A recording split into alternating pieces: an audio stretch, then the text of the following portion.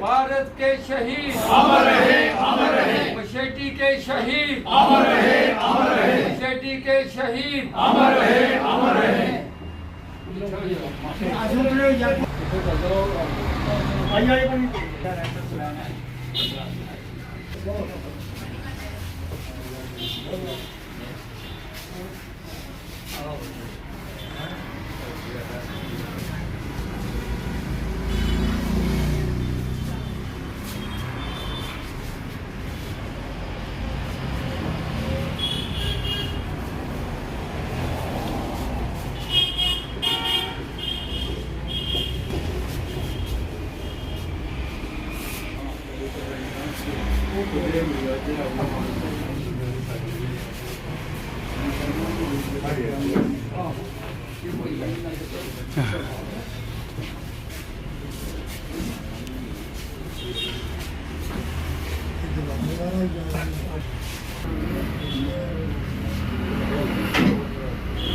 जेके ex-serviceman welfare association district हुआ। देखिए, आज हमारे लिए नहीं पूरे देश के लिए बड़े दुख की बात है कि हमारी सेना के 5 वीर जवान जो कि मिलिटेंट्स के साथ जिन्होंने अम्बुश लगा करके उन पर हमला किया और वो वीर गति को प्राप्त हुए। सबसे पहले तो मैं उन्हें अपनी तरफ से और पूरी अपनी समस्त टीम की तरफ से एक्स-सर्विसमैन की तरफ से उन्हें श्रद्धांजलि देता हूँ और परमपिता परमेश्वर से यही मैं दुआ करता हूँ कि उनकी आत्मा को शांति दें और उनकी आत्मा को अपने श्री चरणों में जगह दें। देखिए, मैं इस घटना पे आज सिर्फ यही कहना चाहता हूँ कि ना तो हम पक्ष में हैं और ना हम विपक्ष में हैं, लेकिन मैं कहता हूँ कि हम लोग जो हैं एक्स-सर्विसमैन जितने भी हैं, हम देश हित की बात करते हैं, पक्ष विपक्ष की नहीं है। आप 2-4 दिन से देख रहे हैं कि किस तरीके से संसद में किस तरीके से बवाल मचा हुआ है अग्निपथ की स्कीम को लेकर के। हर जो पॉलिटिशियन है वो ये कर रहा है, पक्ष वाले हों चाहे विपक्ष वाले हों, वो जो भी हैं वो ये कहते हैं कि हम जो कह रहे हैं वो सही है, लेकिन हमें कोई नहीं पूछता है। कहते हैं ना कि क्रिकेट का भी आपने मैच देखा होगा, जब तेंदुलकर आउट हो जाता था ना, जिन्होंने क्रिकेट के बॉल को हाथ नहीं लगाया, उसके बैट का पता नहीं, बैट के पता नहीं है, लेकिन वो लोग क्रिटिसिज्म करते हैं कि ऐसे खेलना चाहिए था। ये इलाज जो है हमारी आर्मी के ऊपर है। आज जितने भी पॉलिटिशियन हैं, किसी का बच्चा तो आर्मी में है ही नहीं, किसी को क्या चिंता है? आर्मी का वीर जवान हो, शहादत हो, मरे जिए, किसी को कोई लेना देना नहीं है। लेकिन हम लोग जो हैं, जिन्होंने हमने ट्रेनिंग की है, हमने नौकरियां की हुई है, हम लोग देश हित के बारे में बात करते हैं। मैं कहना चाहता हूं कि जिस तरीके से ये संसद में बवाल बचा हुआ है और जिस तरीके से ये आर्मी के ऊपर डिस्कशन और क्रिटिसिज्म हो रहा है, इसका सारी दुनिया के ऊपर इफेक्ट पड़ता है। और इसी की वजह है कि आज जो ये 2 दिन पहले जो बदनोता में जो ये इतना बड़ा इंसिडेंट हुआ है, मिलिटेंट्स के भी हौसले बढ़ गए हैं कि यार इनकी सरकार है, चाहे विपक्ष है चाहे पक्ष है, ये तो आर्मी को तो ऐसे ले रहे हैं, फॉर ग्रांटेड ले रहे हैं ये। अरे अग्निवीर की स्कीम ले आए आप, 4-4 साल का, आप 10 बार सांसद बन जाते हैं, MLA बनते हैं, आपने हर बार की पेंशन आपको लग जाती है, लेकिन आर्मी को आप क्या कर रहे हैं? खोखला कर दिया। मैं कहता हूँ आर्मी को उन्होंने खोखला कर दिया। 3 साल जब तक कोरोना रहा है कोई इनरोलमेंट नहीं हुई है, और ऑन एंड एवरेज 50 से 60 हज़ार आदमी जो है आर्मी से पेंशन रिटायरमेंट होता है। तो कहाँ वैकेंसियाँ आपने फिलअप की? मैं 4 साल बड़ी में रहा हूँ, बड़ी में आर्मी थी, टग्गर में आर्मी थी, उधर ऊपर क्या नाम भंडार में आर्मी थी, सभी जगह आर्मी थी। इन्होंने आर्मी हटा लिया। तो जब आप आर्मी को हटा लोगे, आप देश की रक्षा और सुरक्षा के लिए जो कुर्बानियाँ देते हैं उनको ही आप हटा लोगे, उनमें आप पैसा बचाने के जो ये मुहिम चली हुई है ना कि इनकी पेंशन बंद कर दो, इनको पे कॉन्ट्रैक्ट बेस के ऊपर आपने आर्मी के ऊपर एक एक्सपेरिमेंट करना शुरू कर दिया।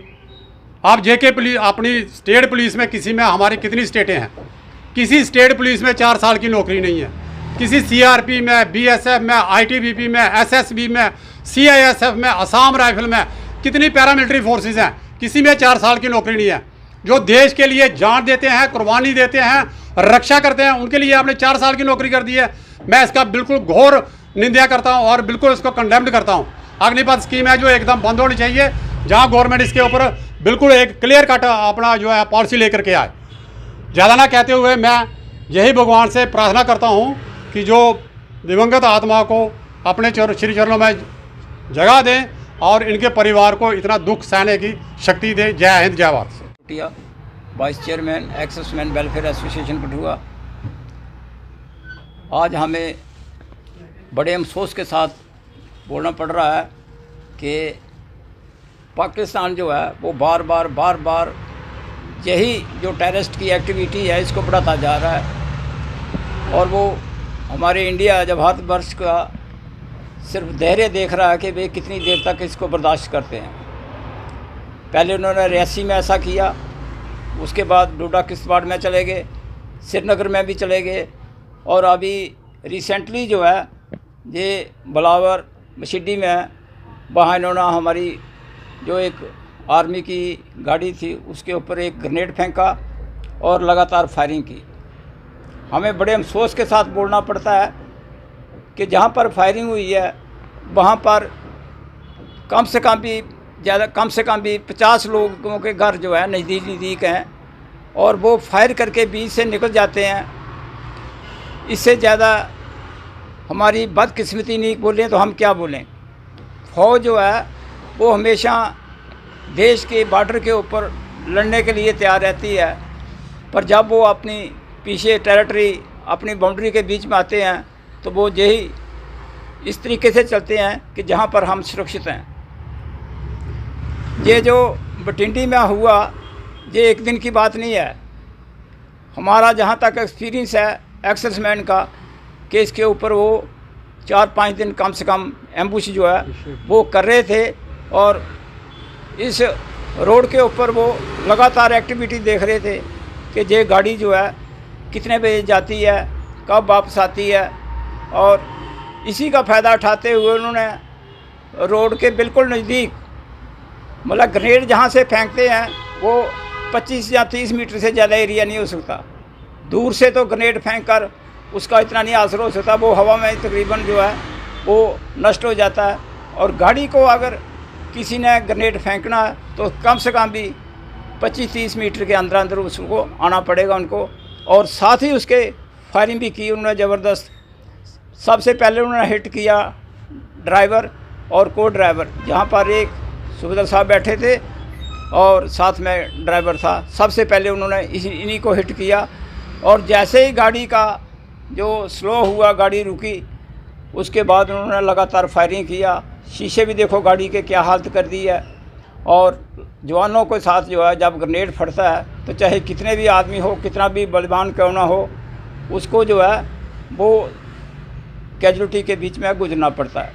5 आदमी तो डेथ हो गई है और 5 जो है वो सीरीज़ हैं, और आप अंदाज़ा लगा सकते हो कि जो सीरीज़ है उसकी क्या हालत होगी जहाँ ग्रेनेड जो है उसके शेल जो है उस इंडिविजुअल को हिट करते हैं।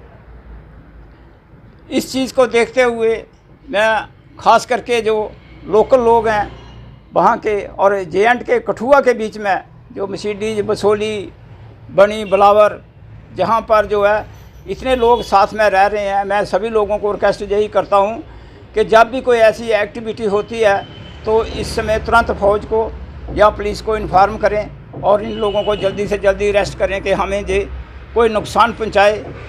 अब ये अंदाज़ा लगा लिया पाकिस्तान से चल कर आए, ये हम मानते हैं, वो रहते कहाँ हैं, खाना कहाँ खा रहे हैं, रह कहाँ रहे हैं, उनको शेल्टर कहाँ से मिल रही है, ये कौन लोग दे रहे हैं उनको। ये जैसे रियासी में पकड़े गए हैं या तंगदार में पकड़े गए हैं के अंदर अलमारे रखे हुए हैं, उसके बीच में बड़े फर्स्ट क्लास उनके लिए कमरे बनाए हुए हैं, AC लगाए हुए हैं, वो वहाँ से आराम से बैठते हैं। कितना अम्यूनिशन, कितना वेपन रिकवर किया वहाँ पर। तो हम ख़ास करके अभी जम्मू कश्मीर LG साहब जो इस समय हमारे गवर्नर बैठे हुए हैं, जहाँ सेंटर में हमारे डिफेंस मिनिस्टर श्री राजनाथ सिंह जी हैं, प्राइम मिनिस्टर जी श्री नरेंद्र मोदी जी हैं।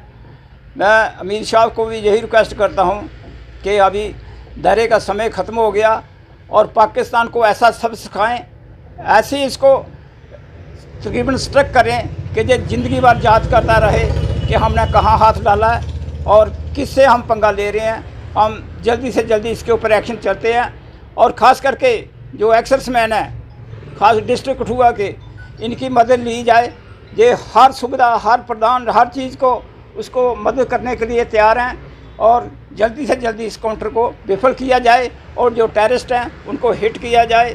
मेरी यही रिक्वेस्ट है अपनी स्टेट गवर्नमेंट और सेंट्रल गवर्नमेंट को। जय हिंद, जय भारत। ज्ञान सिंह पठानी, चेयरमैन एक्सर्समैन एसोसिएशन। देखिए, बड़े दुख से कहना पड़ता है कि जो क्षति 8 तारीख को इस भारत को, समस्त भारत माता को जो चोट पहुंची है, उसके लिए एक्सर्समैन तो दुखी है ही हैं हम, बट इसकी अतिरिक्त पूरा जो भारत है, समस्त भारत को दुखी है। लड़ाई में मरना, क्योंकि मैं अपनी चश्मे की बात को बता रहा हूँ कि मैं 2 लड़ाइयाँ तो खुद रहा हूँ 65 साल के बाद। लड़ाई में जो मरना है वो गौरव का विषय होता है। एक वो होता है कि ठीक है, we have given everything sacrifice for the sake of the country self, Bharat माँ के लिए। लेकिन जो कल परसों की जो घटना घटी है मुश्किल में,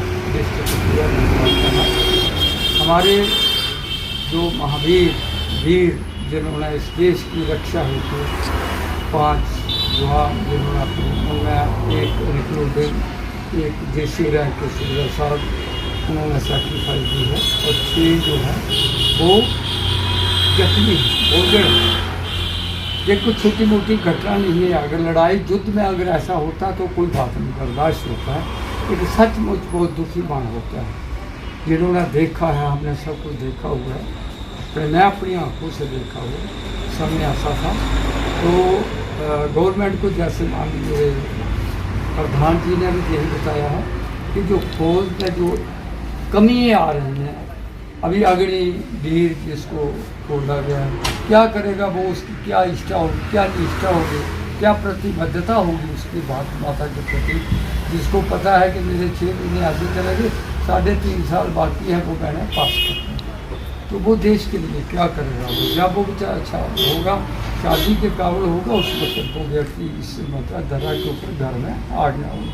तो गवर्नमेंट को चाहिए, अगर हमारी बात पहुँचती है, हमारी बात जाती है आप लोगों के माध्यम से, हम यही विनती करना चाहते हैं, हम फौजी हैं, हमारी प्रतिबद्धता, हमारी सोच, हमारा धर्म जो है वो कहाँ पर जुड़ा हुआ है, माँ भारती के साथ जैसे थे आज से 50 साल पहले जैसे थे, जैसे ही हम अभी करते हैं। कष्ट होता है, लेकिन मैं कहता हूँ सुनवाई तो ना होती।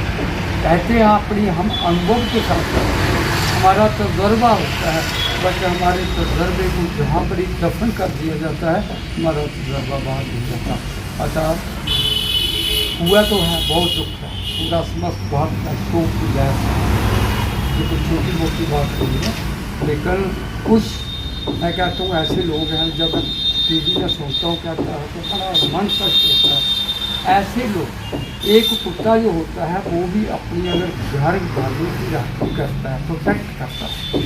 अगर कुत्ता भी है तो वो कुत्ते को अगर रोटी देते हैं तो वो पक्का प्रोटेक्ट करे, अपनी फैमिली को छोड़कर मोहल्ले को भी देखता है। लेकिन हमारे देश के कुछ लोग ऐसे व्यक्ति, हमारे लीडरान जब बोलते हैं कि पाकिस्तान से बात करो, वो बात करो, ये बात करो, तो लोगों आपने क्या सोचा हुआ है? जिनके घर में आग लगती है उनको पता होता है, जिनका आज जिस माँ का बेटा चला गया, जिस मैं कहता हूँ पत्नी का सुहाग चला गया, जिस बहन का भगनी का भाई चला गया, जिस बूढ़े बाप का मैं कहता हूँ कि पुत्र चले जाते हैं, तो उनकी क्या हालत होती है, बहुत बुरी हालत होगी।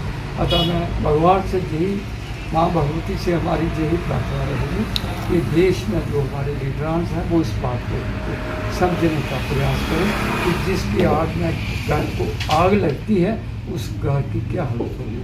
हम भगवान से प्रार्थना करते हैं, माँ भगवती से, उस ईश्वर से हमारी यही विनती रहेगी कि इस भारी क्षति को जो उनके घर में पहुँची है, जो जिसको हम कहते हैं इररिपेयरेबल लॉस, जो लॉस कभी भी पूरा नहीं हो सकता, उसके लिए उनको भगवान शक्ति दे। और उन दिगंबत आत्माओं को, डिपार्टेड सोल को, जो हमारे बीच हमारे बेटे, हमारे भाई नहीं रहे हैं, वो उस ईश्वर को प्रदान करे, क्योंकि ये तो है हमारे शास्त्रों का जो बहुत पहले ध्यान उठाया करता है, तो उसके लिए जगह तो पहले होती है, लेकिन जो पीछे रह जाते हैं उसकी क्या हालत होती होगी। तो अतः मैं सभी देश को यही कहता हूँ कि इस नुकसान को लेकर भी लीडरान को, जो हमारे माननीय प्रधानमंत्री है, हमारे डिफेंस मिनिस्टर हैं, हमारे जो भी है गृह मंत्री हैं, सभी को हमारे किए हुए शब्दों के ऊपर जरूर अनुगामी तो नहीं रहो, लेकिन कम से कम उनके ऊपर अनुसरण जरूर करें कि ये वैल्यू जो हमारी सोच होती है, मच्योर सोच होती है। हमने सर्विस की है, हमने देखा हुआ है, युद्ध भी देखे हुए हैं, लड़ाइयाँ भी देखी हैं, वो सब। जय हिंद। जय